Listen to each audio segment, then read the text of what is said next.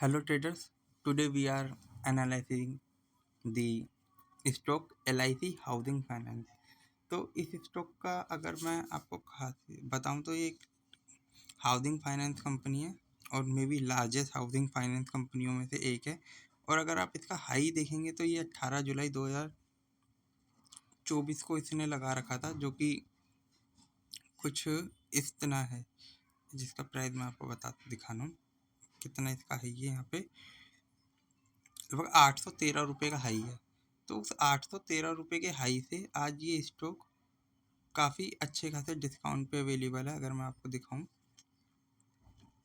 तो ये स्टॉक लगभग 32% डाउन है।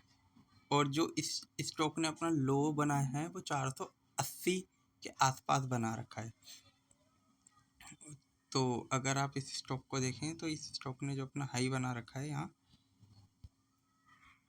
वो यहाँ इस कैंडल पे बना रखा था, यहाँ पे जो कि 480 के आसपास है। यहाँ पे इस कैंडल पे इसने अपना लो बना रखा है, जो कि ये 4 मार्च को इसने बनाया था, जो अपने 485 रुपये के आसपास। तो अगर आप इस स्टॉक का देखें तो जो हाई है वो 813 है और जो लो है वो 485 है। और आज स्टॉक जो अपना ट्रेड कर रहा है, वो स्टॉक आज ट्रेड कर रहा है अपना 549 पे। तो अगर हम यहाँ से देखें कि ये अपना अगर लो भी टच करता है तो यहाँ से जो डाउन साइड पॉसिबिलिटी है 20% की है।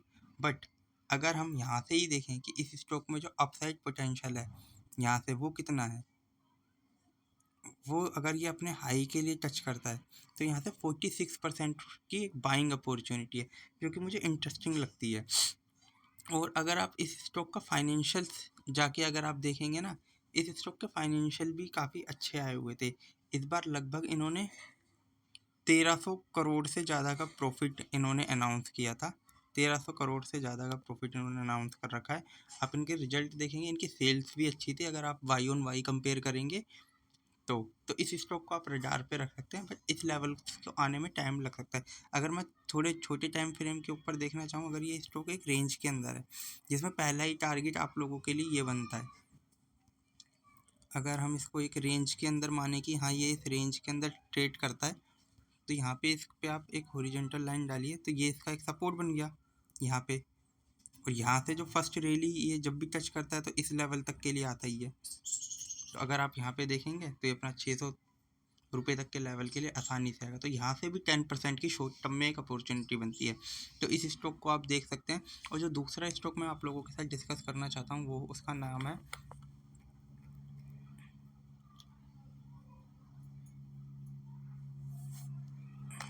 Container corporation of India. मुझे ये कंपनी काफ़ी इंटरेस्टिंग लगती है। और बट ये कंपनी आज 900 के लेवल से गिर गिर के 500 के लेवल पे आ चुकी है। तो इस स्टॉक के अंदर भी मेरे को एक अच्छी खासी बाइंग अपॉर्चुनिटी लगती है कि हाँ इस स्टॉक को भी रडार पे रखना चाहिए, क्योंकि मैंने काफ़ी इसको देखा भी और पढ़ने की कोशिश करी। तो इस स्टॉक के अंदर भी कुछ इसी तरीके का ही है। ये अपना डबल बॉटम बनाने की कोशिश कर रही है कंपनी।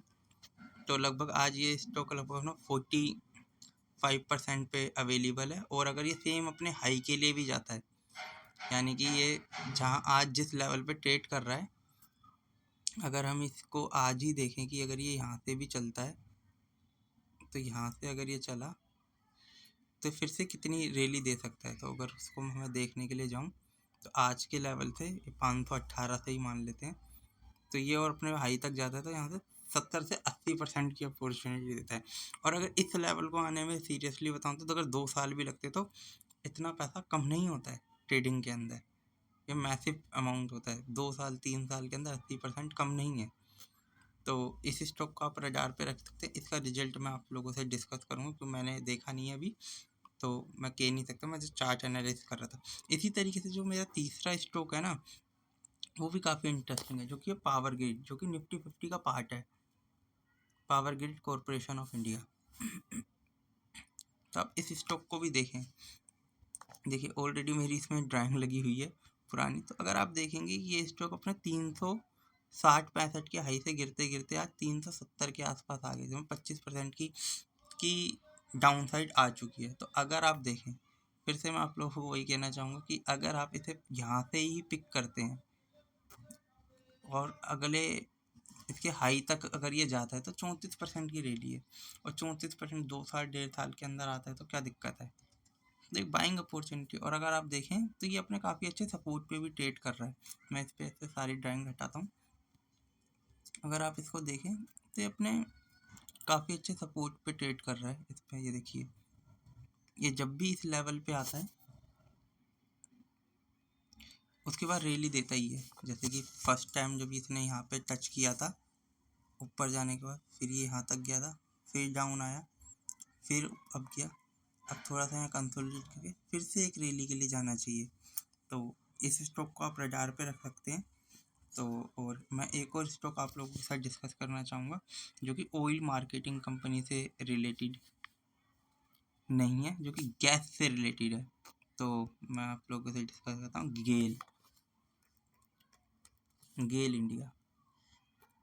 अभी गेल इंडिया के अंदर अभी पिछले ट्रेडिंग सेशन के अंदर क्या हुआ, इसके अंदर काफ़ी अच्छा सा गैप बन गया। यहाँ पे मैं आपको दिखाता हूँ, ये अपना यहाँ पे 27 नवंबर को जो ट्रेड कर रहा था वो 186 183 पे कर रहा था, बट नेक्स्ट ट्रेडिंग सेशन के अंदर इसने अपना 171 और 176 के लेवल पे आ गया। मतलब इसमें 6 to 7% की डाउनफॉल हो गया था ये स्टॉक। तो इस स्टॉक को अब देखना चाहिए। अगर मुझे इस स्टॉक को ट्रेड करने का मौका मिले तो मैं इसको एज एक रेंज की तरह करना चाहूँगा कि मेरी किसी भी स्टॉक के अंदर कोई बाइंग और सेलिंग रिकमेंडेशन नहीं है, और मेरी कुछ स्टॉक में पोजीशन ऑलरेडी हो भी सकती है या आने वाले टाइम में हो जाए। तो मेरी तरफ से कोई वो नहीं है, बाइंग और सेलिंग रिकमेंडेशन नहीं है। अगर आप स्टॉक को देखना चाहें तो ये इसी रेंज के अंदर ट्रेड कर रहा है। मैं इसमें से ड्राइंग हटाता हूँ ये सारी पुरानी। ये पहले यहाँ पे आया, फिर नीचे तक गया था, फिर एक बारी यहाँ रैली दिया इसने, फिर अब ये कुछ इस तरीके से जाना चाहिए, बट ये अभी यहाँ पे ट्रेड कर रहा है तो अभी यहाँ तक जाएगा। हमें यहाँ पे 195 तक के लेवल बनते हैं, और 170 से 95 मतलब 25। तो यहाँ से भी आपको 15% की रैली आ सकती है। तो इस स्टॉक को आप देख सकते हैं, और अच्छी कंपनी है, एक रेंज के अंदर ट्रेड कर रही है। और यहाँ पे इसका लो अगर आप देखेंगे तो 160-70 के लेवल के आसपास ही निकलता है। तो इसको कंसीडर किया जाना चाहिए और देखना चाहिए। यहाँ से एक डे डबल बॉटम। तो अभी आप मैंने जितने भी स्टॉक आज डिस्कस करे हैं, चाहे वो LIC हाउसिंग फाइनेंस हो, कंटेनर कॉर्पोरेशन हो, पावर ग्रिड हो या गेल इंडिया हो, इनके अंदर देखेंगे तो निफ्टी अपने ऑल टाइम हाई पे है, और इन स्टॉक के अंदर आपको वैल्यू मिल रही है। और जब भी आपको वैल्यू मिलेगी तो आपके लिए अपॉर्चुनिटी है अच्छा पैसा बनाने के लिए। तो let's hope and not a buying sell recommendation to in any stock. You can study chart and their financial. Okay, trade समझदारी से करना चाहिए। तो thank you for watching me. Okay bye.